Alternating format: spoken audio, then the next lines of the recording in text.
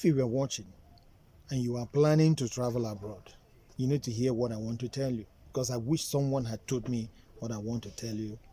After settling in Guinea, Northern Cyprus, I was surprised that daily living was not what I expected when I was coming from Africa. Every day was filled with uncertainty. Getting a job was very difficult. Even a menial job, it was a struggle. And it was the same experience for majority of us from the third world countries. Financially, the experience was entirely different. I had to start asking people for help for me to pay rent and feeding, of course. After my teaching job, everything became unstable. I couldn't afford my apartment. I had to move into a shared room with a fellow African, and jobs were not steady. You become so excited because today you are managing, you're able to get a little job here and there. And tomorrow, you go back to zero, go back to square one. I began to see the truth. Many Africans were struggling at the same time like me. In the process, some got into illegal dealings just to survive. I had friends who were already into shady deals. And at some point, I was ready to join them. I had made up my mind to join them. But God was so merciful. In the dream of the night, God spoke to me. Are you not ashamed as a child of God to get involved in shady deals? I was deeply startled. I was deeply worried. That very moment saved me. I decided to choose a different path altogether. I got closer to God and more committed to the church. That very decision saved me. It saved my life. In the midst of these challenges, a friend in the UK decided to assist me financially, but it wasn't enough. He presented an opportunity for me to work online for him and his bosom friend in the same country, Northern Cyprus. At some time, it was messed up because of financial misappropriation between two of them. That affected me, of course, and we stopped. When I had no option, I had to get involved in construction work. That was the most challenging part of my life abroad. The most difficult job one can get involved in a foreign country. We'll start in the morning, 7 a.m., grinding till 7 p.m. 1 hour break, sometimes we don't even observe. You keep shoveling sands and pouring cement into a machine at the speed of the lightning, working under intense pressure. If you complain, you will lose your job because there are so many Africans desperate to get that same job, to grab it. We had no option. We had to survive, whichever way, to pay our bills.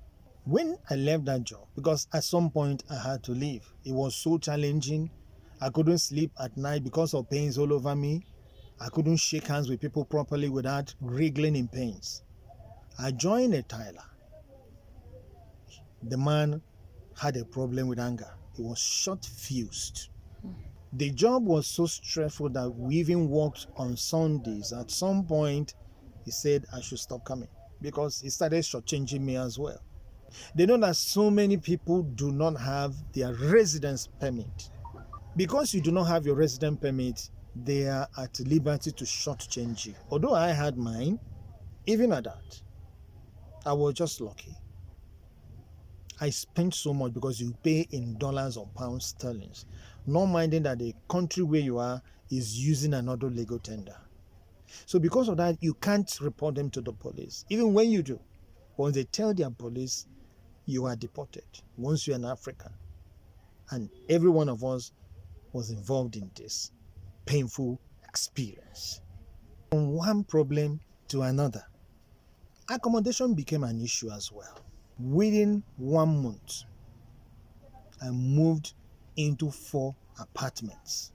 The painful aspect was that my fellow brothers, countrymen, cheated me. I moved into the fifth one after paying to have the apartment to myself, all alone. I discovered that the same person who collected the money from me had to share the same apartment with me. It was heartbreaking. A fellow Nigerian. The same people you expect to help you sometimes make things so difficult. And that is life experience for you. At this point in Guinea, Northern Cyprus, I didn't know what else to do.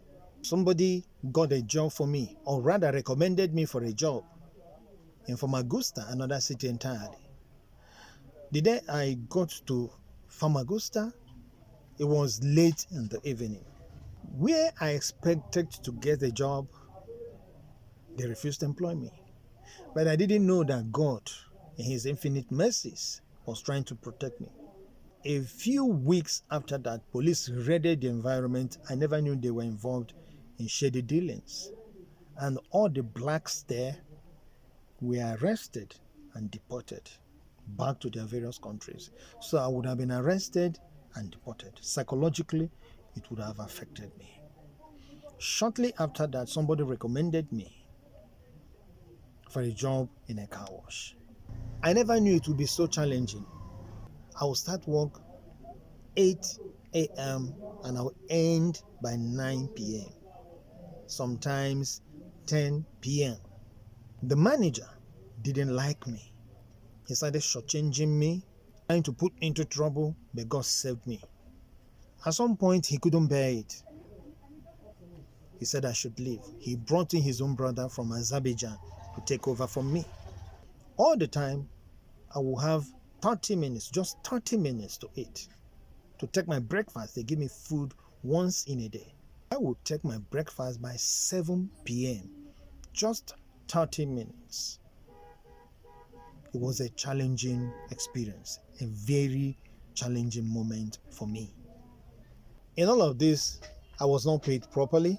So at some point, I became so tired, I became so exhausted, spiritually, physically, and otherwise. I was getting homesick anyway. It got to a point I felt I should leave. If I had continued, probably I wouldn't be alive to tell this story. I also felt alone among the people. There was little or no support.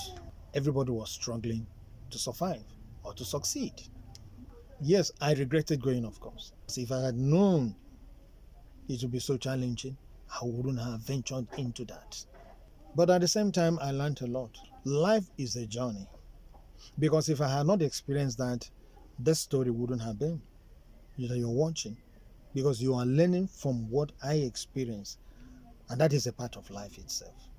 In all of these experiences, all through, something kept me going. God. That was where I learned this prayer. Oh Lord, show me your mercy. And I kept telling God while passing through those painful experiences in those horrible jobs. Say, Father, if you save me from this and make life better for me, I'm going to tell the world that you are a prayer answering God. That is one of the reasons I'm telling this story. For you to know that God is real. He answers prayers. The turning point. At some point, I started having dreams. I will see myself in Nigeria. I will see myself in Abuja. I will see Nigerian flag. I knew it was time for me to go. It was just time for me to go. Yes, that was it. In part 3, I'm going to share my lessons, the experiences I've got, and it is breathtaking. You will learn a lot from that. Please share, comment, and subscribe for you to get the next story. God bless you for watching. I'm sure you have learned something out of this.